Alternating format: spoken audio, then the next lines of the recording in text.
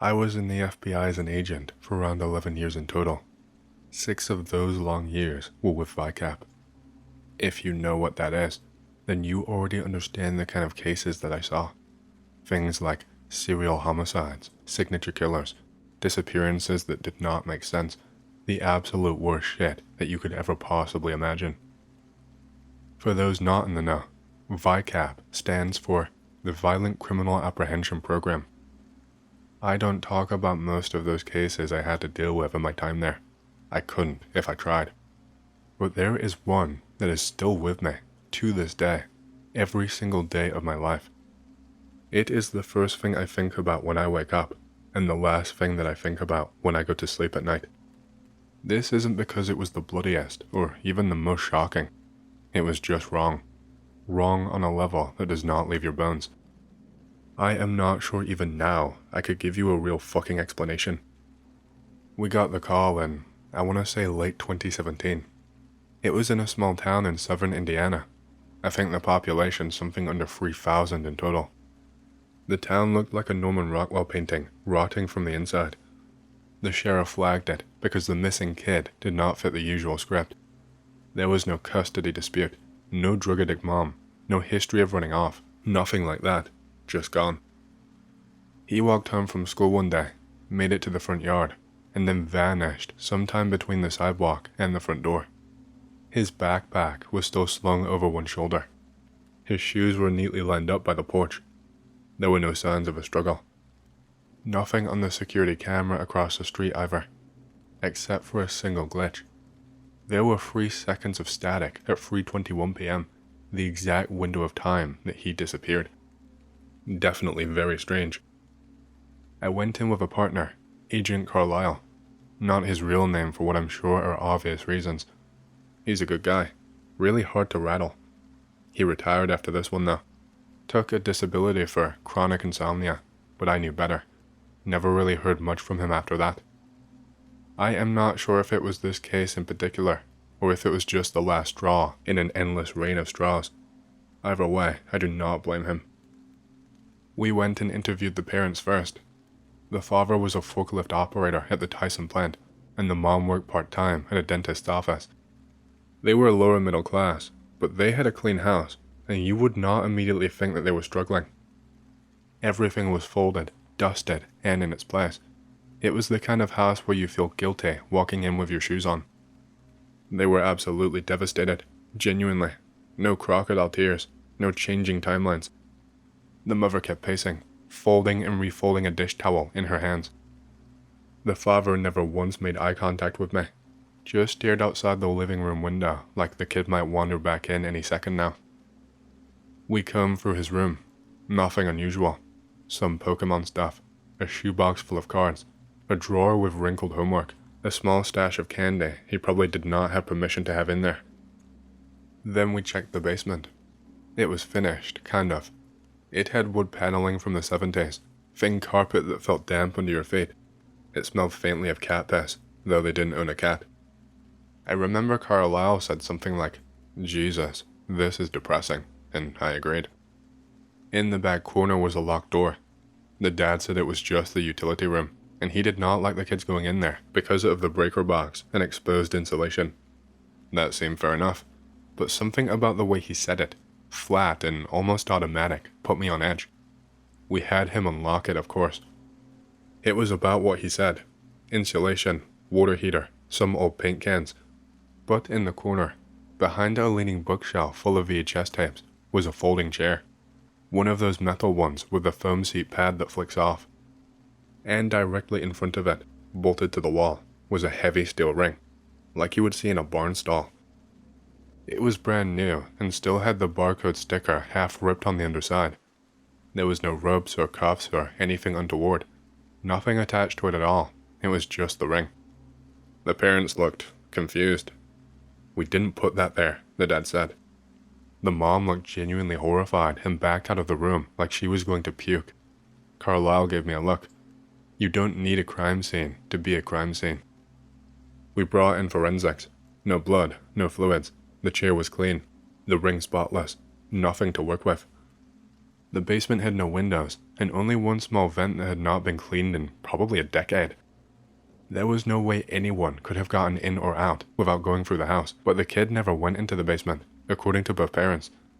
We verified with friends, extended family. No one even knew that the room existed.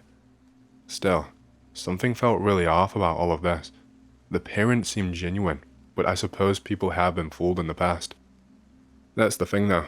Even though it's your job, you sometimes feel guilty of even suspecting them in the first place. It must be every parent's worst nightmare, being suspect number one for your own child's disappearance.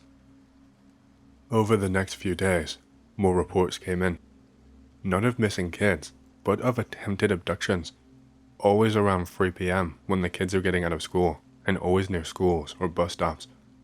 The weird part, they were happening all in different towns and different counties. One in Ohio, one in Kentucky, one as far away as West Virginia. Obviously, these kinds of things happen all of the time, so having them happen like this would not usually be so suspicious if it weren't for the exact same MO. Every time, the kid would walk toward their house, and then blink, gone, or nearly. Thankfully, these ones did not succeed. A girl in Ashland, about 11 years old at the time this happened, was pulled halfway out of her own front yard. That is how she described it. She said it was like her body got stuck in two places at once. One foot inside of the house, the other somewhere else. Her skin from the waist down had torn like taffy. Doctors had no idea how to explain it. Tissue damage like a high-speed collision, but no impact, no bruising, just stretching. She died in the ICU 2 days later from organ failure. Her parents would not talk to anyone, not even us. It just made no sense. If someone grabbed her, how could any human do that kind of damage? Or was there some other puzzle piece that we were missing? It still fucks with my head. Meanwhile, we kept circling back to the Indiana house. We had gone through every inch. I had stared at that metal ring on the wall for hours.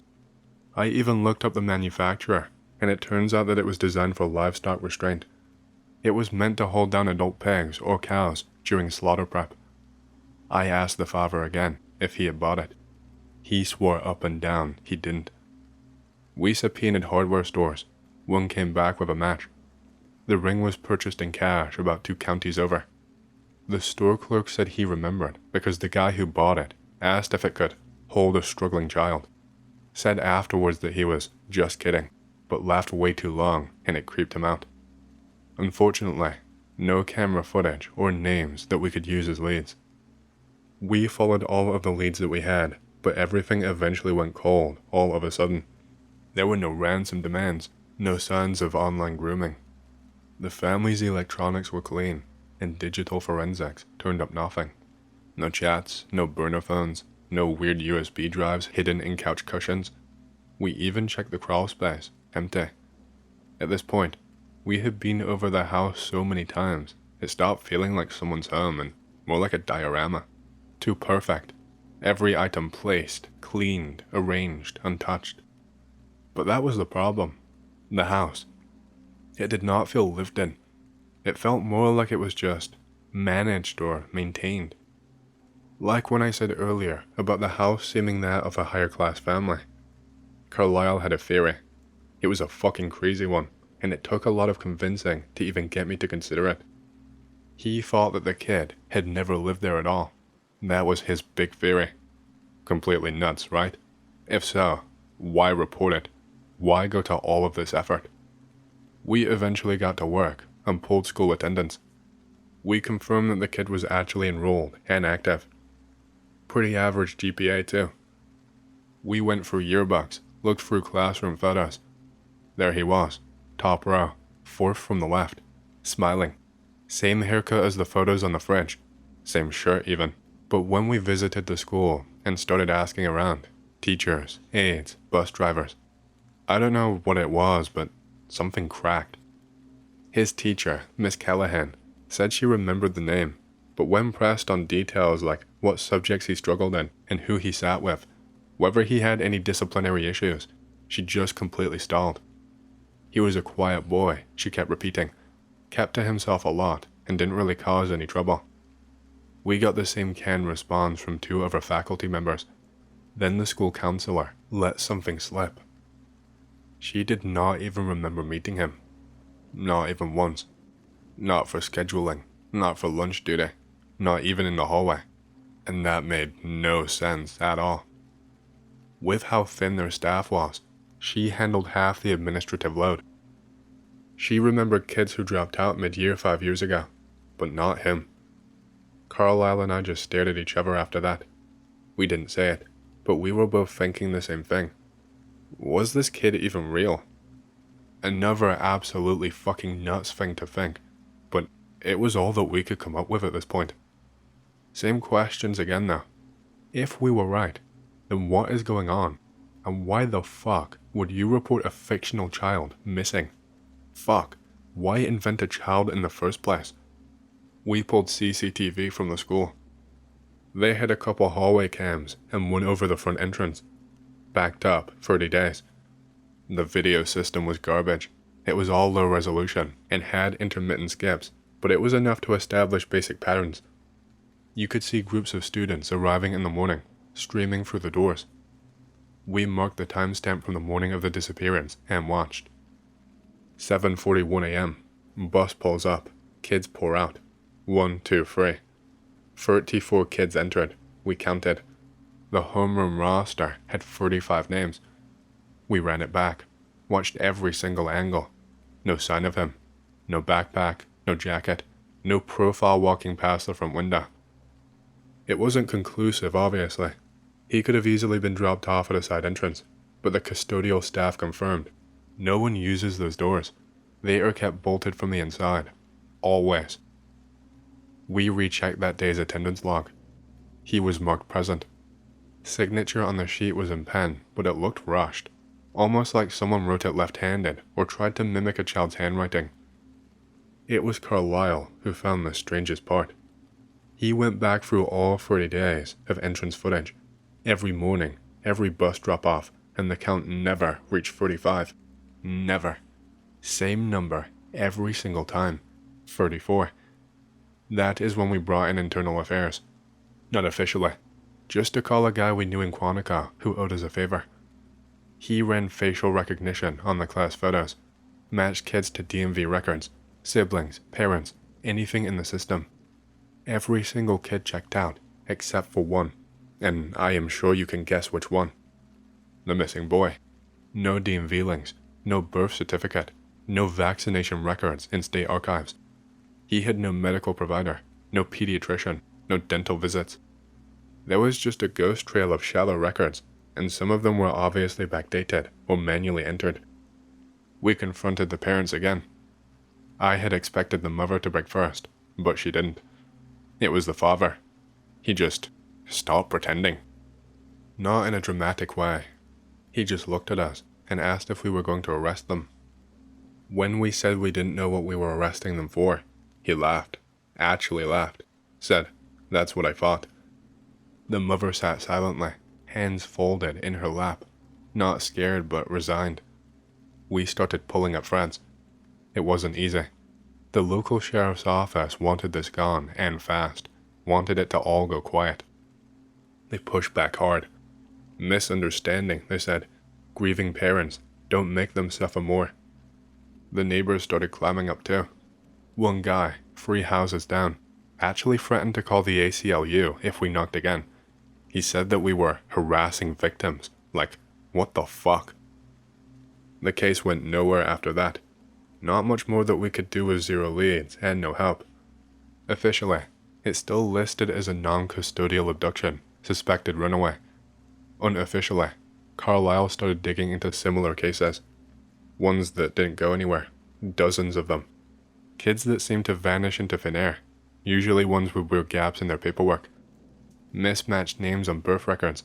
Parents with shallow employment histories. Pediatricians who retired the same year that they signed off on multiple physicals. Patterns emerged. In at least 5 cases, the fathers had purchased livestock-grade hardware within a year before the disappearance. In 3 of those, it was the exact same SKU number as the ring in the Indiana basement. In 2, the homes had recently been renovated. Always the basement. One kid in Missouri had been missing for 12 years until Carlisle tracked the parents to a trailer in Oklahoma. There was no kid in sight, but in the shed out back, beneath 2 layers of false flooring, they found a stained mattress, half buried in plastic sheeting. No body, but DNA confirmed. Human blood. 94% matched to the boy. The parents weren't even fucking arrested, can you believe that? All the fucking hoops we had to jump through to get anything, and they just said, not enough evidence to connect. The local PD called it inadmissible due to how we found it. Carlisle snapped after that, filed for early retirement, moved to Oregon, doesn't answer calls. I stayed in the bureau. I still get transfer requests from small towns with unusual disappearances. Most of them don't go anywhere though, and they are few and far between. I think I've seen it maybe twice more since the first incident, but sometimes I will see a detail that lines up like sketchy paperwork in the basement, and every time it has the same story. The parents cry, the town closes ranks, the records get blurrier the deeper you go. Some of these kids might have never existed on paper, but someone built lives around them, bought birthday cakes, took photos, set out shoes on the porch. That is what gets me. It's not the kids that disappear. It's the idea that they were never there to begin with. Because when you start looking close enough, you realize something worse. Maybe someone wanted it that way. They need the illusion of it. But my question to you is this. What the fuck do they need that illusion for? Hey, hope you've enjoyed the story so far.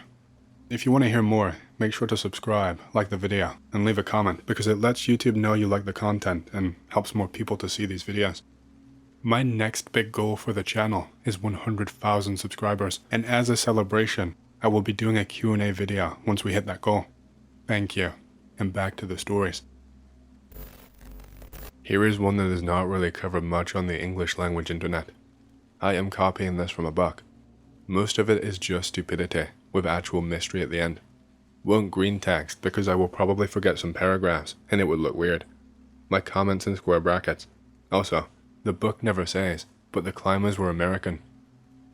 John Cooper and Jeanette Johnson tried to do the impossible.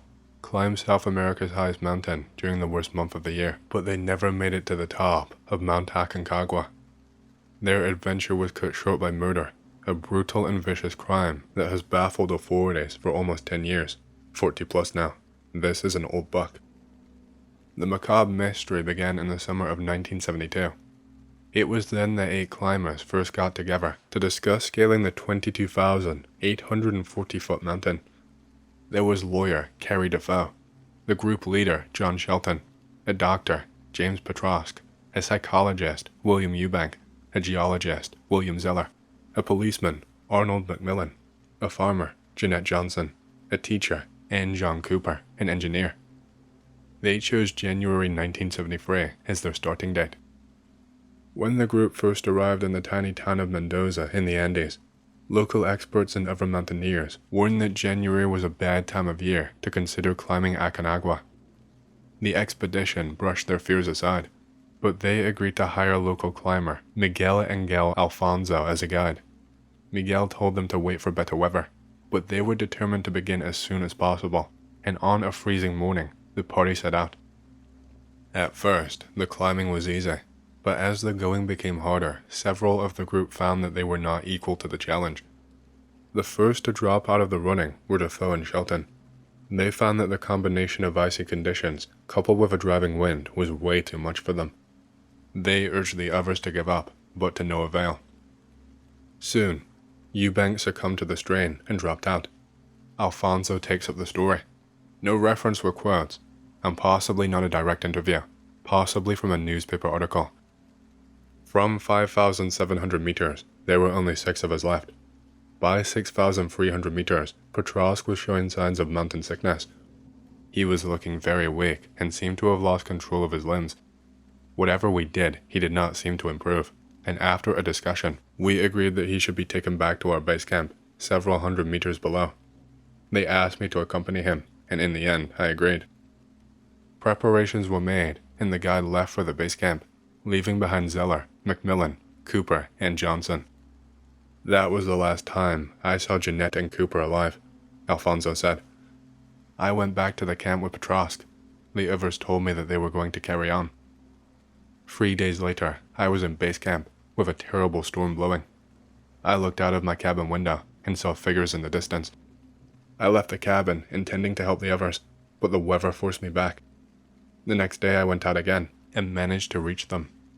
I was staggered to find only Zeller and Macmillan. I had assumed the party had turned back and Johnson and Cooper should have been with them.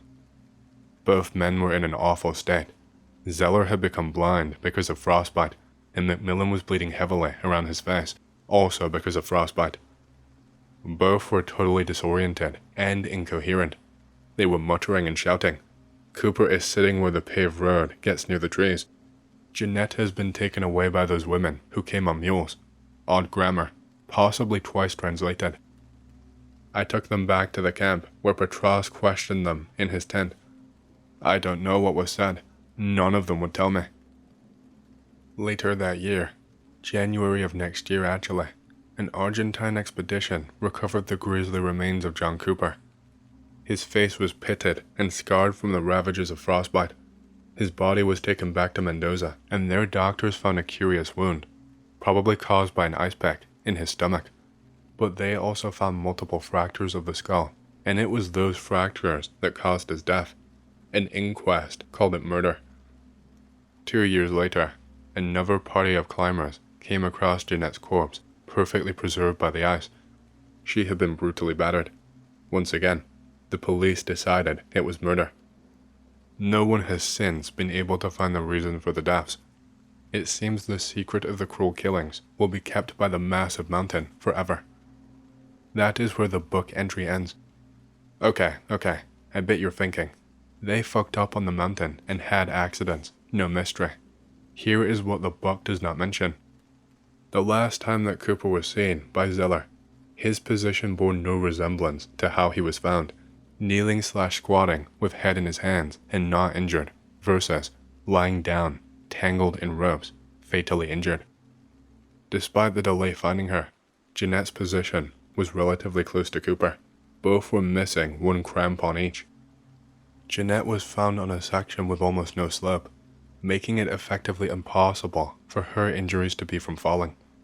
One, or both, it is unclear, were found tangled in ropes in a way that was unlikely to happen naturally, with the ropes tied poorly, and not resembling proper mountain climbing technique.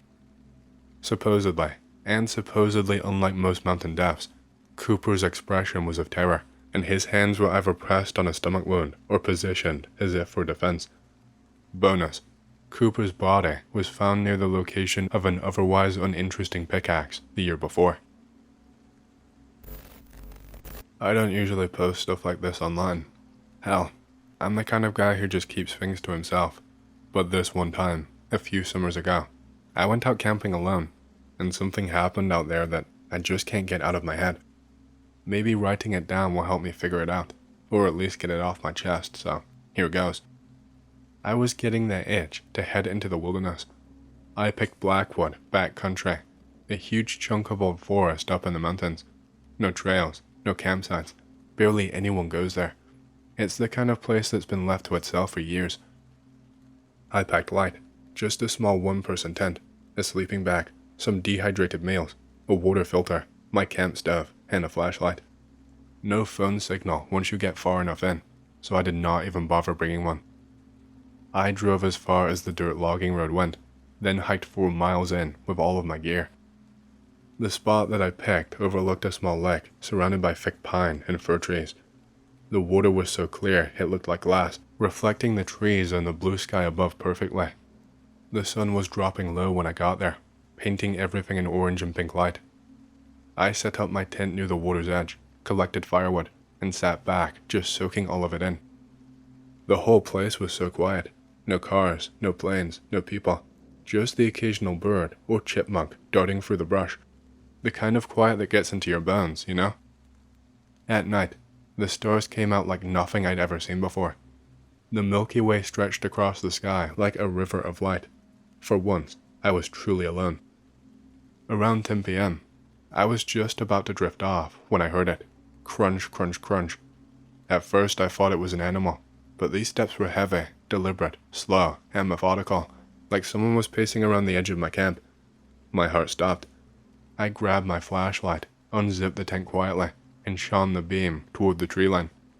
There were 3 of them, big guys in full camo, faces mostly hidden under hats and shadows.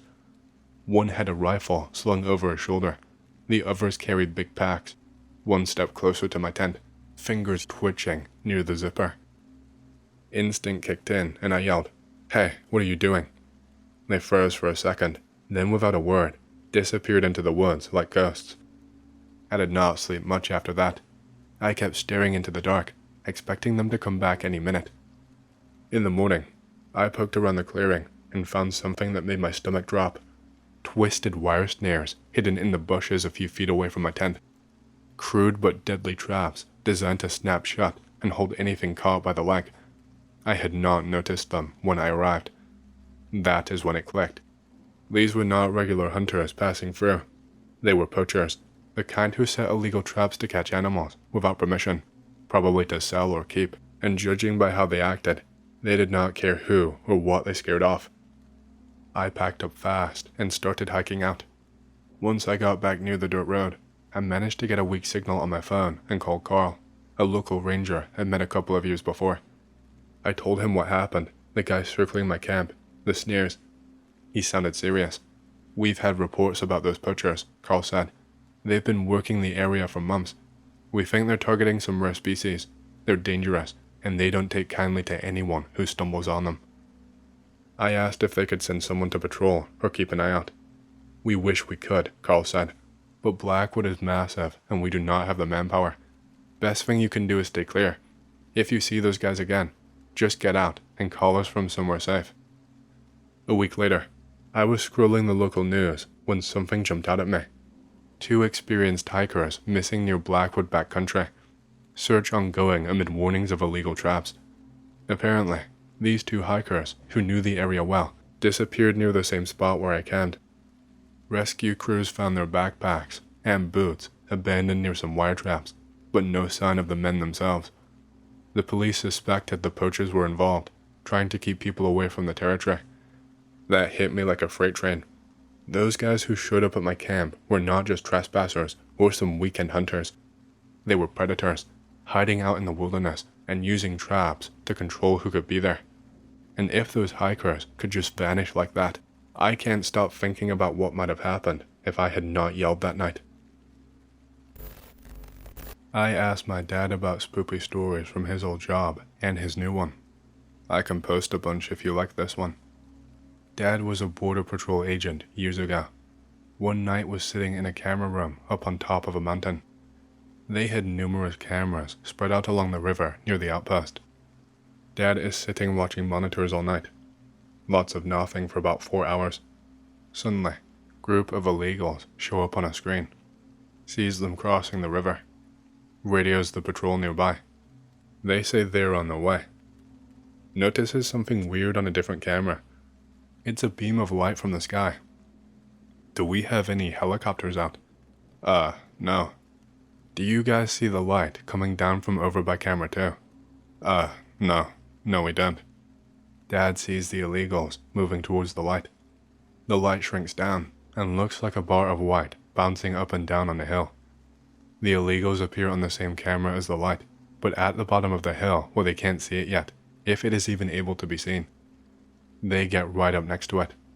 Other BP agents get to the hill. Dad and all of the other agents are watching the illegals all start flipping their shit. They all scatter. They catch 2. The rest jump into the river. They ask them why they got scared, if they saw the agents coming. One of them replies, "No, we saw a devil come from the sky." Dad never volunteers to be in the camera room, ever again. Sure, I have another one from my dad. Dad at his same old job. His friend starts telling him about all sorts of horrible Mexican urban legends. La Llorona comes up. Dad blows him off, tells him how shitty his scary stories are. 2 weeks later, with the same friend on patrol, they are told that a woman is out by the river by a rancher. They go out, drive up and down for miles. Nobody. They get out and walk around. Hear a baby crying. Hear a woman singing in Spanish. Can't find anyone. They can see all up and down their area and cannot find anything. Dad says it started to get louder and louder, like she was heading towards them. Still nobody. Finally, it gets quiet. They radio in that they heard stuff, even start reports on it while sitting in their truck. Told over radio a woman was seen again, further up the river on a dirt road, about 6 miles away. They drive over. Same story. Nothing to be found. They radio in once again that they could not find a damn thing. They get out of the truck to take a look near a dry creek bed. Pitch black. Possibility of being killed by Mexican drug lords ever present. They hear a woman talking again. Sounds like the same voice. They run towards it, screaming for her to stop. In Spanish, of course. Still nothing. They get sick of chasing this lady. About to head out and go get ready to end their shift. Suddenly, a blood-curdling scream that my dad says has given him nightmares to this day rings out. They call in helicopters, more agents, dogs, and sheriff's deputies to search. They think a woman and a baby are hurt. About 60 people search all night and into the next day. Nothing found.